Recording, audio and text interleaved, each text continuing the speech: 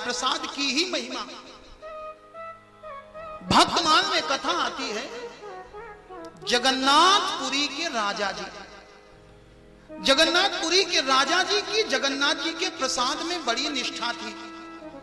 ये रोज जाते थे और साधारण भक्तों की तरह हाथ फैला करके प्रसाद लेते, मस्तक से लगाते और प्रसाद पाते। एक दिन की बात है, इनके कुछ मित्र आ गए। राजा जी मित्रों के चक्कर में पड़ करके पासे खेलने लगे, बुराई में पड़ गए, मंदिर नहीं जा पाए, प्रसाद लेने नहीं गए।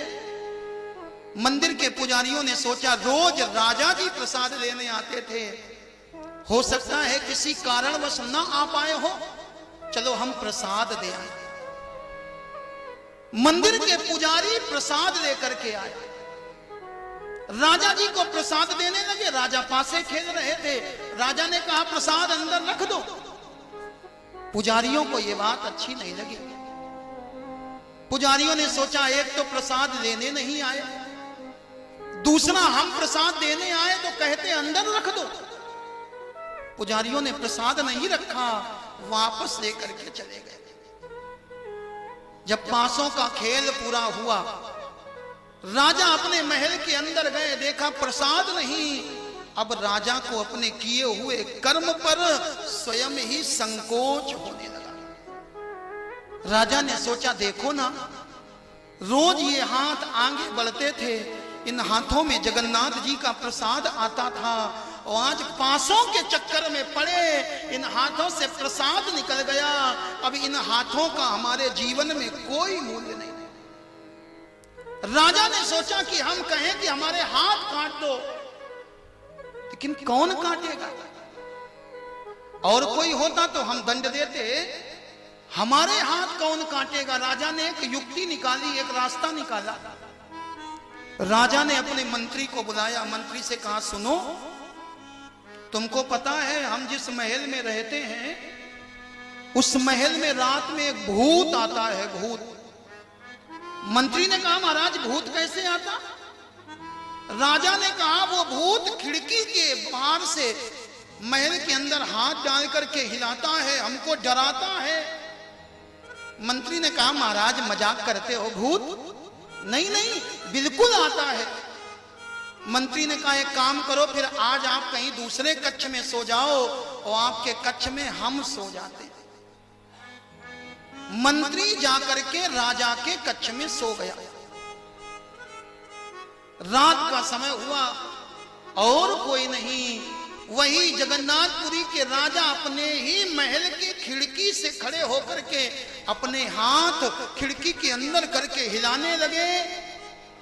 मंत्री ने सोचा राजा ने कहा था भूत आता है, आ गया, निकाली तलवार और राजा के हाथ काट दिए। जैसे ही हाथ कटे राजा चिल्ला पड़ा है। मंत्री ने जाकर के देखा राजा के कटे हुए हाथ। मंत्री ने कहा महाराज हम जान नहीं पाए।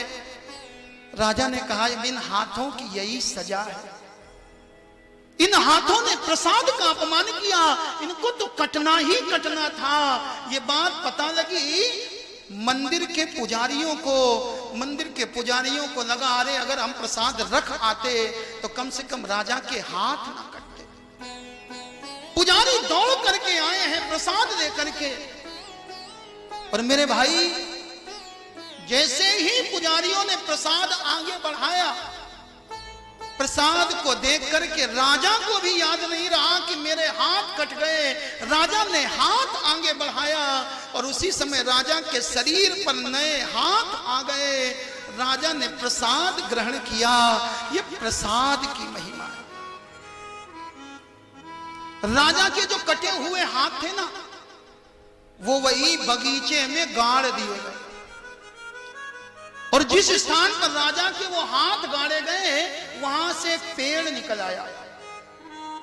और आज भी जो जगन्नाथ जी का प्रसाद मिलता है ना, वो उसी पेड़ के पत्तों के दोने में मिलता है। जगन्नाथ जी का प्रसाद आपने देखा होगा, एक बर्तन में मिलता है, वो पत्तों का बर्तन।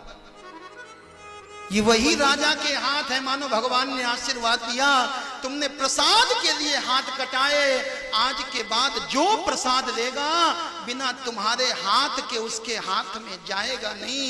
ये प्रसाद की महिमा है, कभी प्रसाद का अपमान नहीं करना।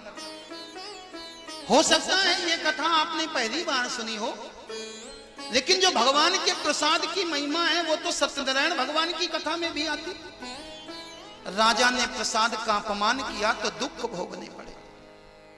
प्रसाद को भी भगवान की तरह ग्रहण करो, उसके प्रति भी भगवान के समान निष्ठा रखो।